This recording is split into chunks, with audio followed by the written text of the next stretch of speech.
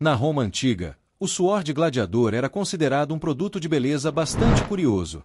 Algumas mulheres acreditavam que o suor e até a pele dos gladiadores tinham propriedades que poderiam melhorar a beleza ou a atração.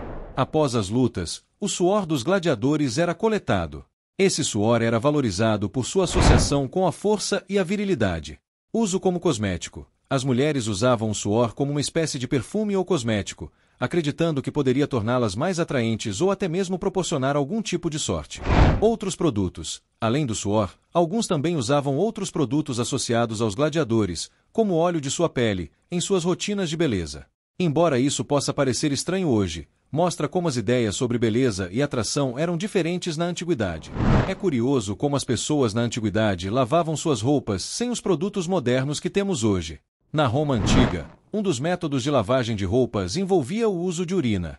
As lavanderias coletavam urina de várias fontes, como potes deixados nas ruas. A urina contém amônia, que é um agente de limpeza eficaz. Quando aquecida, a amônia se libera e ajuda a remover manchas e sujeira das roupas.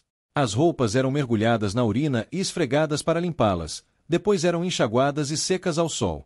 Embora pareça estranho para nós hoje em dia, esse método era bastante eficaz para a época. É interessante pensar em como as práticas de limpeza mudaram ao longo dos séculos.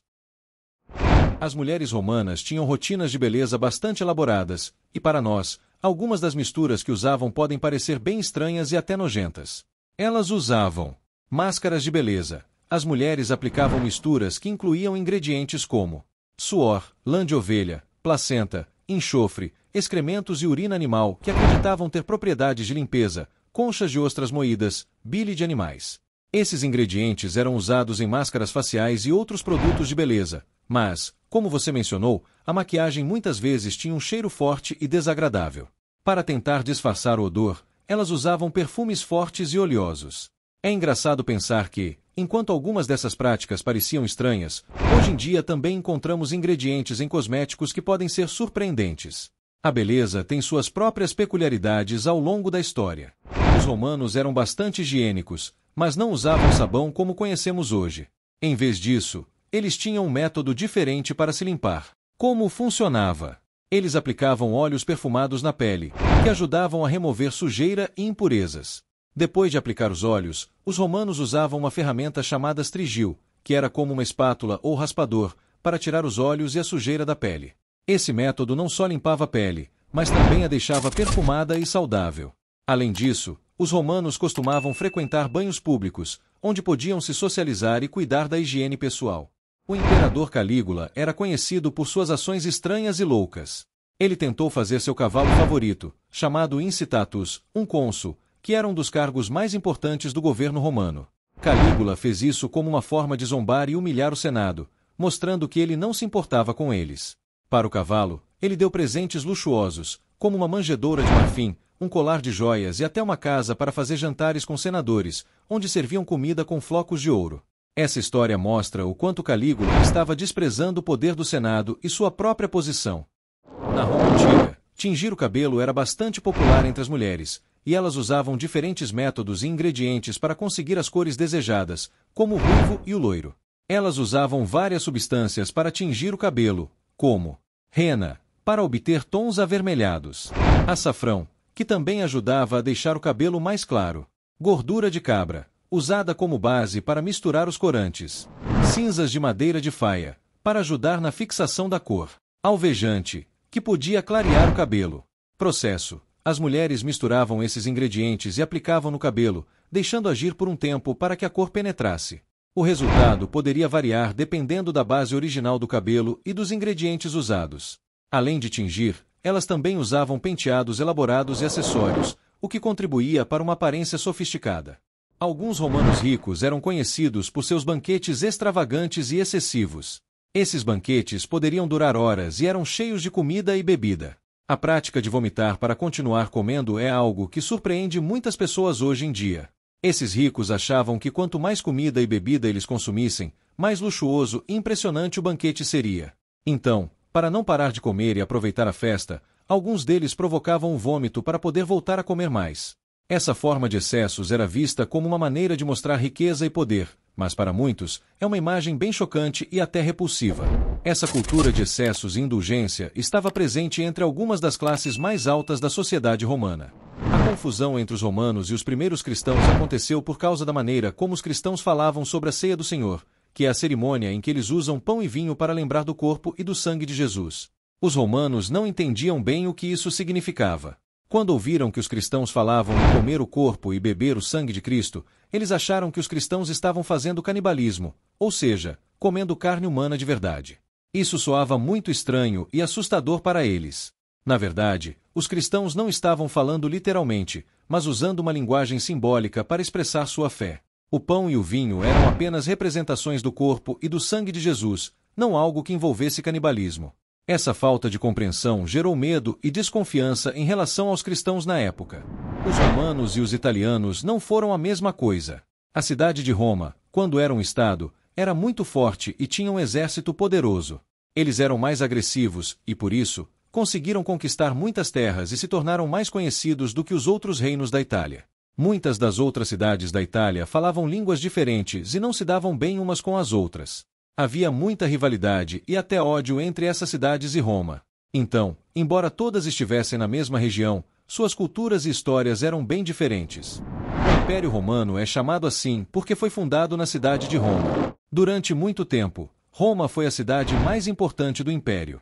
Mas, com o passar do tempo, especialmente no final da Era Romana, Constantinopla, que hoje é Istambul, se tornou uma cidade muito importante também.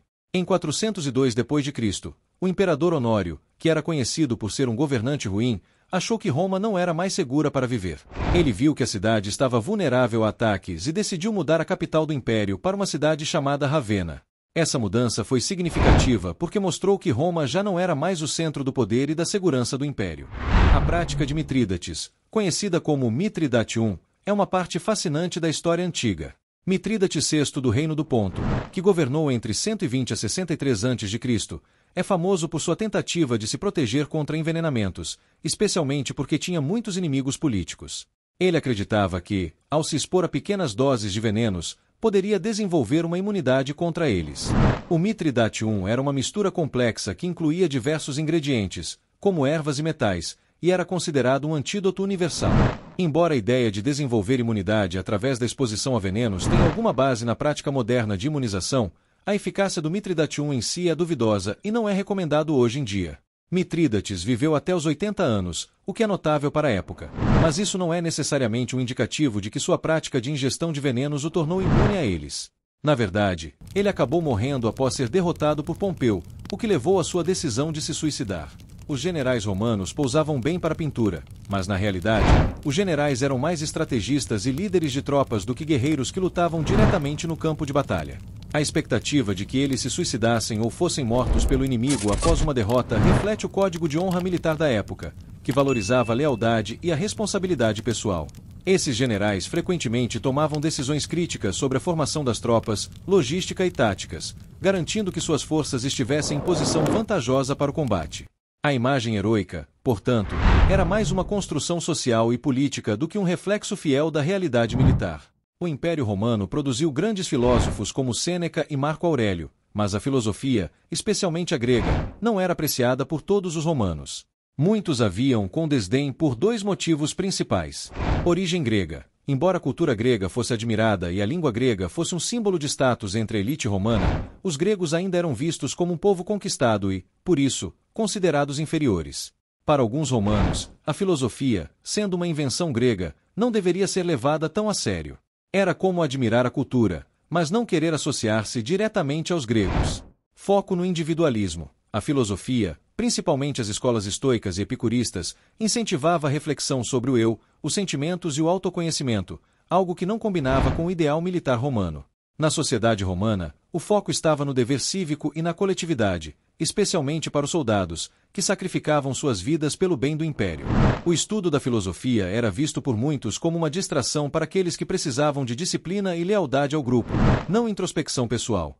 Assim, mesmo com grandes filósofos romanos influenciando a cultura, havia essa tensão entre o desejo de se aproximar da cultura grega e a rejeição de suas origens e valores. Os dentes brancos eram muito valorizados pelos romanos, pois um sorriso saudável era considerado um símbolo de beleza e status.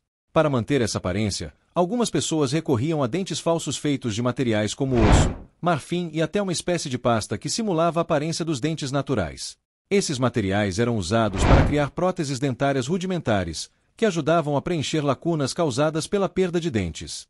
Embora esses métodos não fossem tão avançados quanto os atuais, eles mostram que os romanos já se preocupavam com a estética e a saúde dental, fazendo o possível para manter uma aparência impecável e socialmente respeitada. Na Roma antiga, as mulheres valorizavam sobrancelhas escuras e bem definidas, e uma tendência comum era ter as sobrancelhas tão próximas que quase formavam uma monocelha. Para alcançar esse visual, muitas usavam fuligem ou outros materiais escuros, como pó de carvão ou mesmo uma mistura com substâncias naturais, para pintar e destacar suas sobrancelhas, tornando-as mais dramáticas e chamativas. Essa prática fazia parte dos ideais de beleza da época, que também incluíam outros rituais de maquiagem, como o uso de pós para clarear o rosto e de vermelhão para destacar os lábios e as bochechas. As sobrancelhas grossas e escuras eram consideradas um sinal de beleza e elegância na sociedade romana. Na Roma antiga, o roxo era uma cor muito especial e simbolizava poder e riqueza. Apenas pessoas de alta posição, como imperadores e senadores, podiam usar roupas com essa cor. Isso acontecia porque o processo para produzir a tinta roxa era muito difícil e caro. Ela era feita a partir de conchas de um molusco chamado murex, encontrado no mar Mediterrâneo. Extrair essa tinta levava tempo e exigia milhares de conchas para tingir apenas uma peça de roupa. Por isso, o roxo virou um símbolo de status e exclusividade.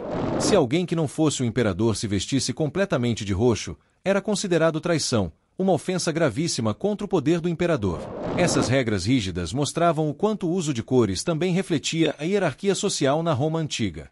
Um circo de mais de 200 mil espectadores, esse era o circo máximo, acomodava 200 mil pessoas.